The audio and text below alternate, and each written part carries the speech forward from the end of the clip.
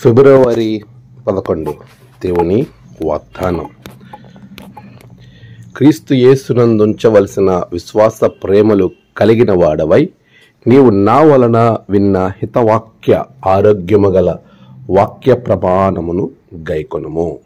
తిమోతికి రాసిన 2వ పత్రిక 1వ అధ్యాయం 13వ వచనం.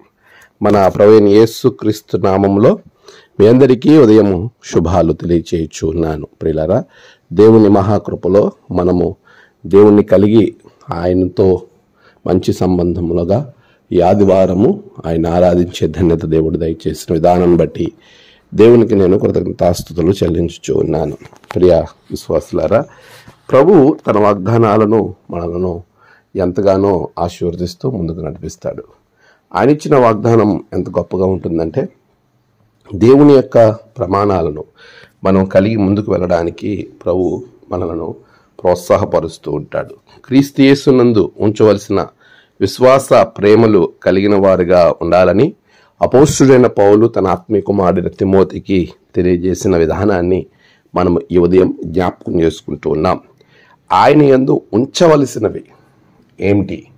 మనం చాలాసార్లు ఏం ఉంచుతామంటే, యేసు మీద, మన దేవుని మీద ఎక్స్పెక్టేషన్స్, ఏయో దీవెనలు, లేకపోతే ఏయో పొందుకోవాలి, ఇలాంటి మనసు మనం ఉంచుతాం. కానీ మనం ఉంచవలసింది, క్రీస్తు యేసునందు మనం ఉంచవలసింది ఏంటి అంటే విశ్వాసము, ప్రేమ. ఈ రెండు మనం ఉన్నప్పుడు ఎలాంటి సమస్య వచ్చినా మనం దేవుణ్ణి నిందించాం. ఎంత కష్టమైనటువంటి పరిస్థితి వచ్చినా దేవుని కొరకు నిలబడతాం. విశ్వాసమేమో ఆయన అనుమానించకుండా చేస్తుంది, ప్రేమేమో ఆయన కొరకు ఏమైనా చేసేలా చేస్తుంది. ఇలాంటి పరిస్థితులు ప్రభు నీకు గొప్ప బలాన్ని, ధైర్యాన్ని ఇవ్వాలి. కాబట్టి వీటిని ప్రమాణాలు, ఆరోగ్యకరమైనటువంటి వాక్య ప్రమాణాలుగా భక్తుడు తెలియజేస్తున్నాడు. వీటిని మనం కలిగి ముందుకు వెళ్ళాలి. అలా ఉన్నప్పుడు మాత్రమే మన జీవితాల్లో క్రీస్తు బిడ్డలుగా, క్రీస్తు సైన్యముగా పేరు పొందుకుని ఆయన సాక్షిగా మనం జీవించగలుగుతాం.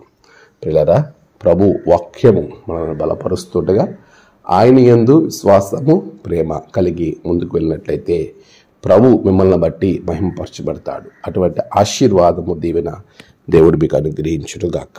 ఆమేన్. ప్రార్థన. సర్వోన్నతుడా, నీకు వందనాలు. గడిచిన కాలం మీరు తోడుగున్నారు ప్రభువా. ఈ యొక్క ఉదయం ఇది బిడ్డల జీవితంలో గొప్ప కార్యాలు జరిగించమని వారి కొరకు నేను ప్రార్థిస్తున్నాను.